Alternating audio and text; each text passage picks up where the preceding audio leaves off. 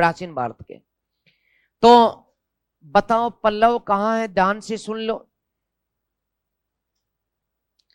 एक तो आज से हम जो पढ़ रहे हैं वो सारा का सारा आगे दक्षिण भारत का इतिहास पढ़ेंगे, उत्तर भारत का खत्म हो चुका है। तो दक्षिण भारत का इतिहास पढ़ने जा रहे हैं, और इस दक्षिण भारत में इनकी पोजीशन देख लोगे तो पता लग जाएगा। यदि आपने समझने की कोशिश की तो ये खेल 10 मिनट का है। 10 मिनट में कहानी पिक्चर क्लियर हो जाएगी कि हमारी पिक्चर में क्या क्या घटनाएं होने वाली है।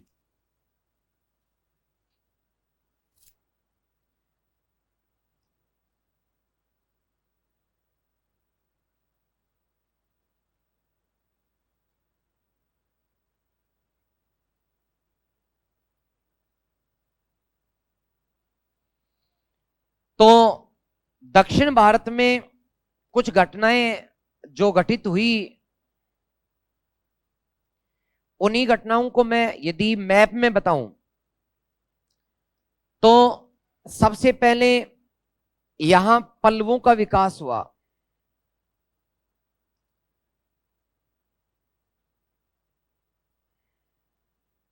यहां तक का तो ये प्रदेश पल्लव है। पल्लव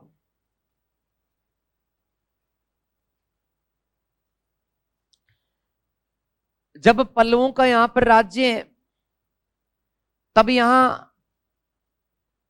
वातापी, जिसको कि बादामी कहते हैं, वहां पर चालुक्यों का शासन है और इनका संघर्ष आपस में होता है। आपस में होता है। इस वातापी के चालुक्यों की एक शाखा, एक शाखा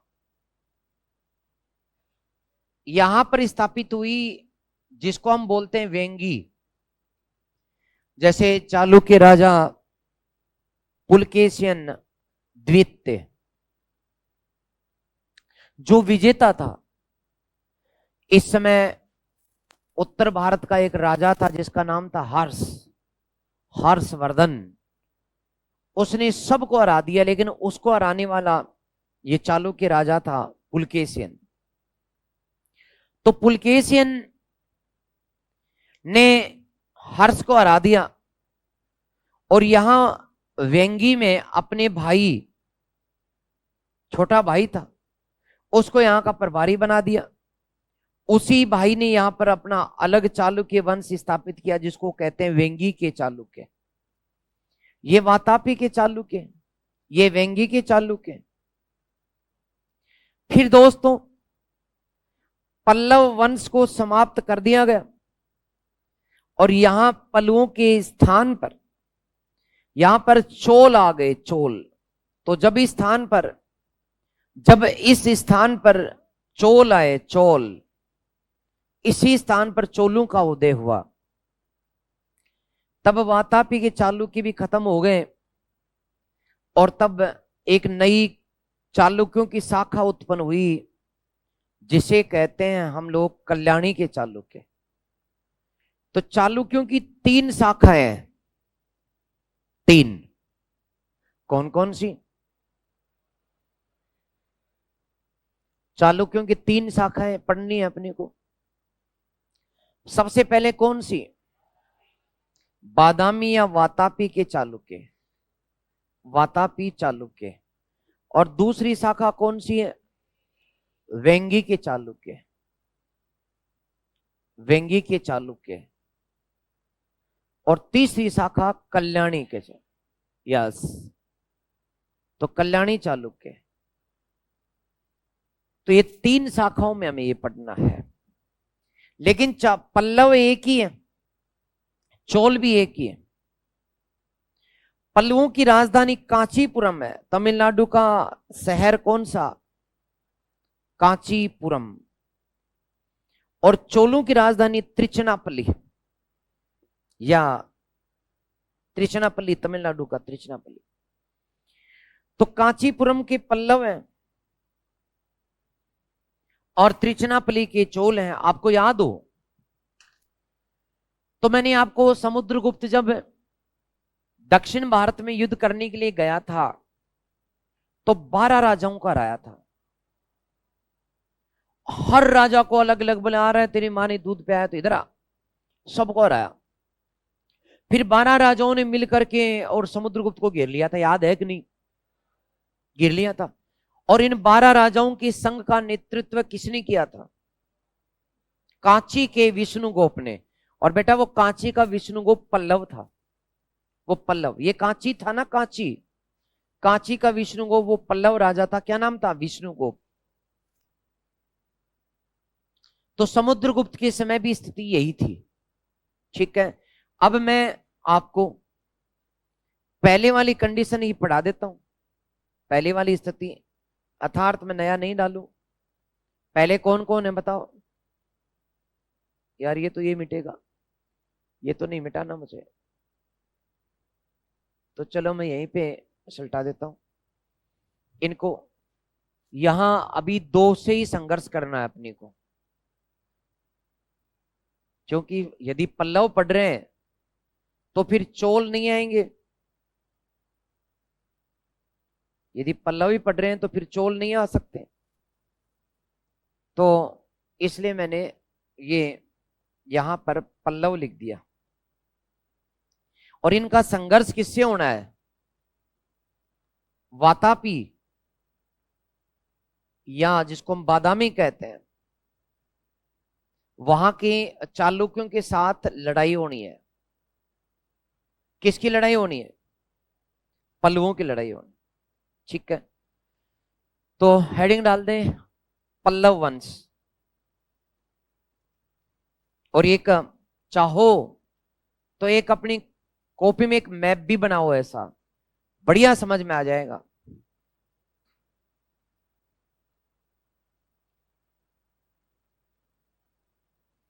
और उसमें ये भी बना दो, और यहां कांचीपुरम भी लिख दो।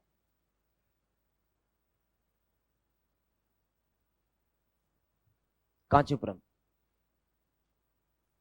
बहुत आसान है, दक्षिण भारत का मामला जो है ना बहुत आसान है, चिंता मत करना, आराम से पढ़ा दूंगा मैं।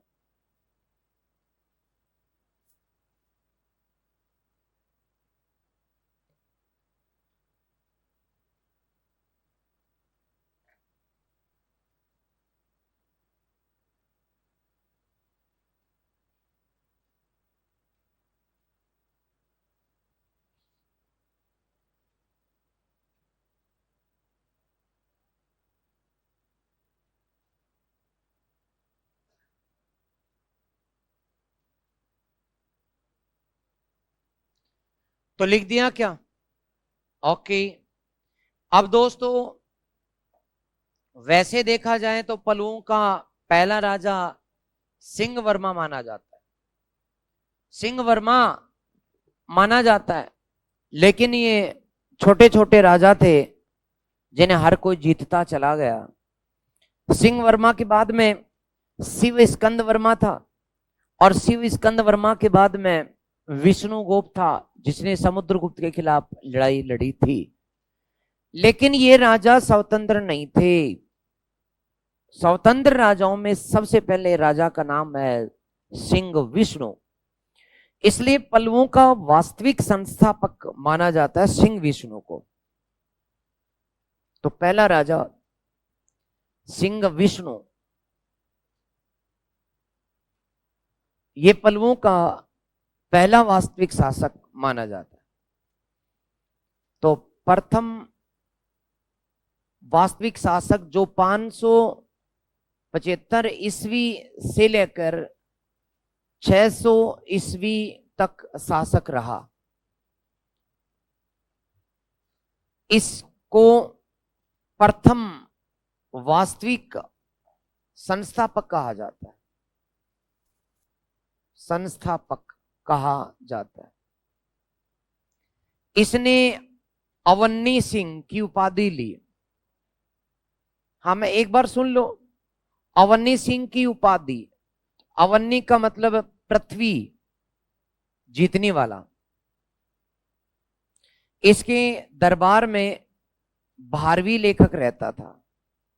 इसका जो दरबार था, दरबार, उसमें लेखक कौन रहता था? भारवी, जो मैंने आपको गुप्त काल में करा दिया। भारवी की रचना कौन सी है दोस्तों? किरात अर्जुनम। यस, किरात अर्जुन। किरात अर्जुनम मैंने बताया था, कहानी सुनाई थी कि शंकर भगवान और अर्जुन को भिड़ा दिया था कृष्ण जी ने। तो ये इसकी सिंह विष्णु की है। अब उतार लो फटाफट, याद करा दूंगा। कुल मिलाकर 4 राजा हैं और संस्कृति है। क्वेश्चन संस्कृति से आता है, राजाओं से नहीं। हाँ, एक बात और है कि इसने दक्षिण में जो मामल्लपुरम है,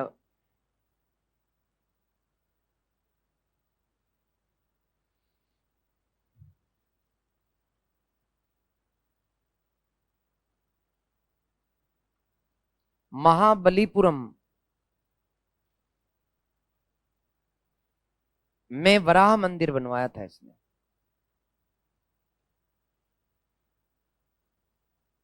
बनवाया बस।